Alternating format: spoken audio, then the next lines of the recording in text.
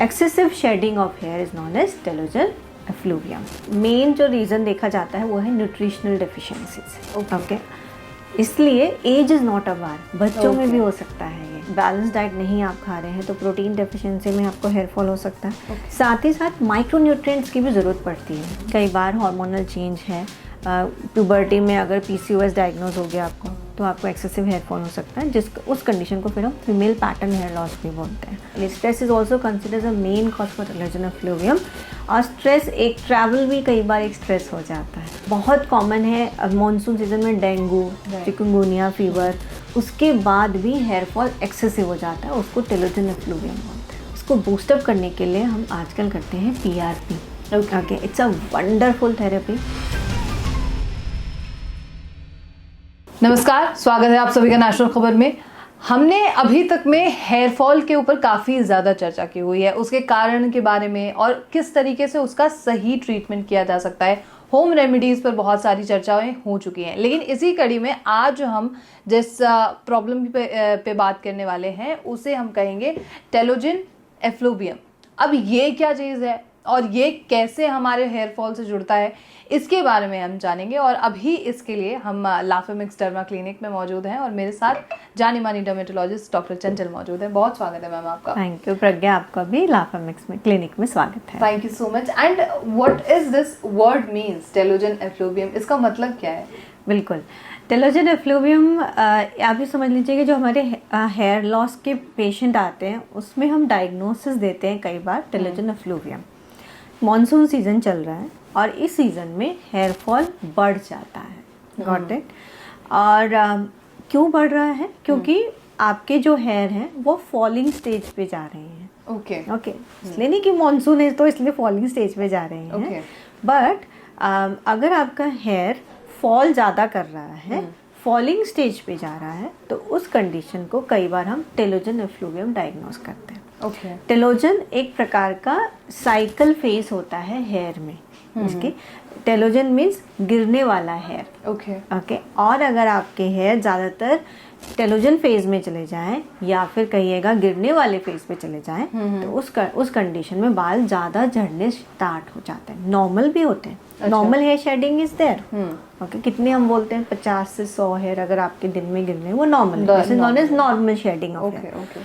Excessive shedding of hair, अगर 200 बाल गिरने लगे आपके तो हम बोलते हैं पेशेंट को जो है टेलोजन एफ्लूवियम हो गया।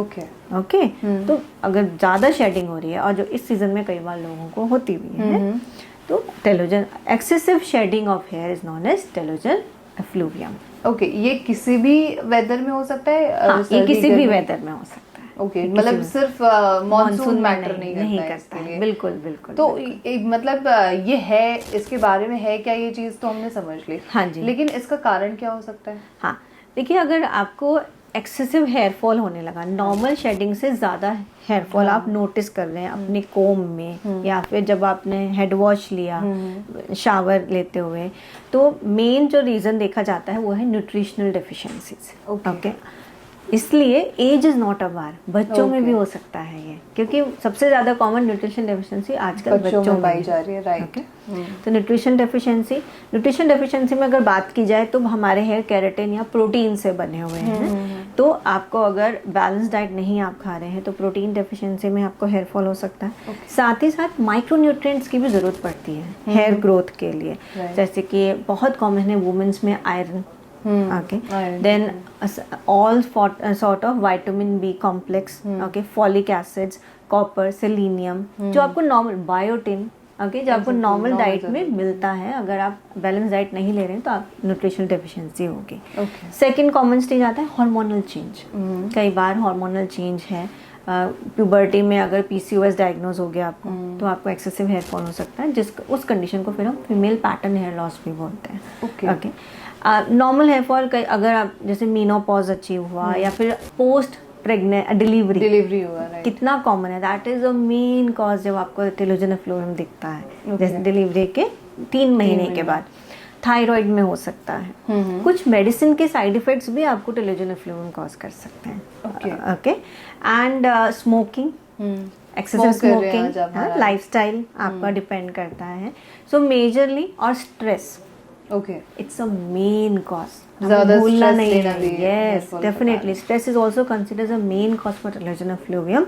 और स्ट्रेस, एक ट्रैवल भी कई बार एक स्ट्रेस हो जाता है। हाँ, जिनके ज़्यादा ट्रैवलिंग रहती है उनके यस, साथ एनवायरमेंटल चेंज हो रहा है, बार बार वाटर चेंज हो रहा है, travel is also a stress, तो भी हो सकता है। Right. कोई सर्जरी अगर आ गई है तो भी वो भी एक बॉडी के लिए स्ट्रेस होता है, या कोई मेजर इलनेस बहुत कॉमन है मॉनसून सीजन में, डेंगू, Right. चिकनगुनिया फीवर, उसके बाद भी हेयर फॉल एक्सेसिव हो जाता है, उसको टेलोजन एफ्लूवियम बोलते हैं। एक तो टेलोजन एफ्लूवियम हुआ, एक होता है एनर्जन। Yes. ये क्या फेज होता है?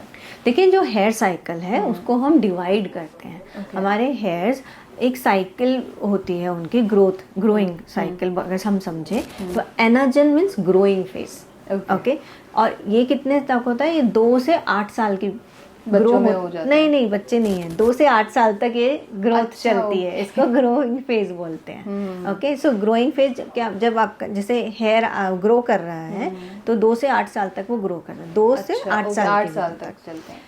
फिर आ जाता है फेज हम कैटोजन, रेस्ट कर रहा है हेयर। ओके, ट्रांजिशनल फेज बोलते हैं। इसमें हेयर ग्रोथ स्लो हो जाती है, ब्लड सप्लाई भी थोड़ा सा कम हो जाता है, और ये रहता है 2 से 3 हफ्ते।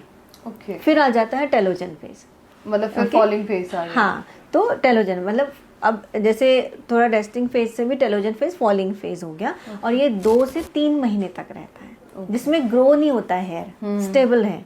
एंड देन एक्सोजन वो फॉल हो जाता है, और जब एक्सोजन होता है उस समय न्यू हेयर ग्रो स्टार्ट हो जाता है, इनफैक्ट लेट टेलोजन हेयर। तो अगर आपके नॉर्मल शेडिंग हो रही है 50 से, इसका मतलब ये नहीं कि बाल, अगर वहां से नया हेयर तब स्टार्ट हो चुका होता है। ओके, जब वो पहला जो हेयर है वो गिर गया, गिर रहा होता है, तब नया हेयर ऑलरेडी उसकी जगह बनना स्टार्ट हो जाता है। ओके, तो मतलब इस चीज की टेंशन नहीं लेनी कि वो अगर नॉर्मल शेडिंग, हाँ, नहीं, क्योंकि इसी से हेयर रीग्रोथ होती रहती है। तो these are the things which we have. तो this is ana phase, anagen phase, catagen phase, telogen phase and exogen. Okay, ये पूरा साइकिल जो है ये क्या खुद को रिपीट करता है बार बार? हर एक हेयर की अपनी साइकिल है। हाँ। एक साथ नहीं चल रहे, ये रिपीट होती अलग रहती अलग है। होता है। हाँ जी, ओके, राइट, डेफिनेटली। तभी मतलब किसी के हेयर जो थिक दिखते हैं वो इसी वजह से कभी कभी दिखते हैं। थिक हेयर आप जेनेटिकली लेके आते हैं, कि आपके कितने हेयर रूट्स हैं। दूसरा, आपके जो हेयर की क्वालिटी है, किसी की थोड़ी थिक होती है, किसी की फाइन होती है। तो वॉल्यूम है वो जेनेटिक भी होता है, कितने हेयर आपके रूट्स हैं, आप बोर्न हुए हैं, और आपकी क्वालिटी ऑफ हेयर कैसी है। ओके, जो एक तो हम टेलोजन के बारे में बात कर रहे हैं, एक नॉर्मल हेयर फॉल भी होता है। Yes. तो what is the difference between both of them? जैसे मैं बता रही थी, अगर नॉर्मल शेडिंग में आपके जो हेयर होंगे वो 50 हेयर आपके Per डेली day पर गिर डे, सकते हैं। 50 से 100 बोलते हैं अगर लिटरेचर पढ़ा है, नॉर्मल। लेकिन अगर आप उससे देख रहे हैं कि हर कॉम में आपको 200 बाल दिख रहे हैं, मतलब काफी, या फिर आपने जैसे हेड वॉश लिया तो शावर करते हुए भी आपको बिन में काफी हेयर दिख रहे हैं गुच्छे में, तो हम उसको टेलोजन एफ्लूवियम बोलते हैं। ओके, एंड जो ये था नॉर्मल था, इसमें 100 से ज्यादा बाल, यस, पर डे अगर आपके गिर रहे हैं। और आपने जैसे कारण पूछा था, तो आजकल जो मेन कारण है, हम काफ़ी हीट प्रोडक्ट यूज़ करते हैं, स्ट्रेटनर, रोलर यूज यस, और कई जैसे कि हम ब्लो ड्रायर भी यूज़ करते हैं। तो स्कैल्प से जब हम अपने हेयर को करते हैं बार बार, तो हीट ट्रॉमा भी होता है, और केमिकल ट्रॉमा नहीं बोलना है, जैसे कैरेटिन हो रहा है, बॉटॉक्स हो रहा है, तो अगर आप वो भी रेगुलर करा रहे हैं तो भी आपके स्कैल्प और रूट्स को, इनफैक्ट हेयर शाफ्ट जो है वो ब्रिटल भी हो जाते हैं, कई बार बीच से टूट जाते हैं। तो ये भी रीज़न होता है ऑफ एक्सेसिव हेयर फॉल। जैसे बालों का टेलोजन फेज चल रहा है अभी, हाँ जी, और उस वक्त में हम सिरम्स का यूज कर रहे हैं, वाइल मतलब स्ट्रेटनिंग के दौरान हम कर रहे हैं, तो क्या उससे हमें प्रोटेक्शन मिल सकते हैं? मतलब फॉलिंग हेयर? डेफिनेटली, अगर आप काफ़ी हेयर स्टाइलिंग प्रोडक्ट यूज़ कर रहे हैं तो आप अपना सीरम जरूर लगाएं, जिससे कि आपके हेयर शाफ्ट को बचा सकें। स्कैल्प के सीरम भी आते हैं, हेयर शाफ्ट के सीरम भी आते हैं, और आजकल हीट प्रोटेक्टेड सीरम्स भी आते हैं। If you are quite regular with all these hair blow dry, the straighteners, then आपको ये सीरम ज़रूर लगाने चाहिए, आपके हेयर को ये ज़रूर हेल्प करते हैं बचाने में। Okay, is there any treatment available for yes. तो पहले अगर मैंने पेशेंट को डायग्नोज किया टेलोजन एफ्लूवियम, तो जो भी रीज़न है ठीक है, Right. वो हमें पहले देखना है न्यूट्रिशनल है, हार्मोनल है, कोई मेडिकेशन या इलनेस। Okay. सेकंड, इसको बूस्टअप करने के लिए हम आजकल करते हैं PRP। Okay. Okay, it's a wonderful therapy, natural therapy. आपका ब्लड सैंपल लेके उसमें से प्लेटलेट सेपरेट करते हैं, उसमें ग्रोथ फैक्टर्स होते हैं, मल्टीपल ग्रोथ फैक्टर्स, जो आपके हेयर पे हम डाल देते हैं। Okay. और उससे आपके हेयर की थिकनेस बढ़ती है, आपके हेयर की क्वालिटी इंप्रूव होती है और आपका स्कैल्प भी इंप्रूव होता है। ओके, सो ओवरऑल आपके हेयर में density plus growth in the sense better, जो फॉलिंग स्टेज है वो रुक जाता है और हेयर वापस से रीग्रो करने लगता है। Not only this, micro needling is करते also हैं। great, right. So micro needling से हम ट्रॉमा देते हैं। सो कोलैज, हम बोलते हैं ना कोलेजन स्टिमुलेट हो रहा है, यहाँ पर हेयर स्टिमुलेशन होती है। Okay. It's like it gives a new growth, it also generates a growth factor. So micro needling के साथ साथ कई बार हम उसमें मेडिसिन भी डाल देते हैं, तो उसका जल्दी से एब्जॉर्प्शन हो जाता है, बिकॉज हम चैनल्स बना रहे हैं वहाँ पर। Okay. So we combine micro needling, we do PRP too therapy. Okay, okay. और लेटेस्ट अभी आ गया एक्सोसोम्स, इसके बारे में मैं कभी बताऊंगी। Sure. तो एक्सोसोम्स भी आपके हेयर पे अगर हम डिस्ट्रीब्यूट कर देते हैं, तो वो उसमें भी माइक्रो निडलिंग डर्मा रोलर होता है, तो उससे भी काफ़ी जल्दी आपका हेयर फॉल रुक जाता है और हेयर डेंसिटी भी इम्प्रूव होती है। Is that trauma painful or not? No no, not at all. We spray, हम स्प्रे कर देते हैं, नमिंग क्रीम लगा लेते हैं। बेसिकली हम स्प्रे ज़्यादा करते हैं, इजी रहता है।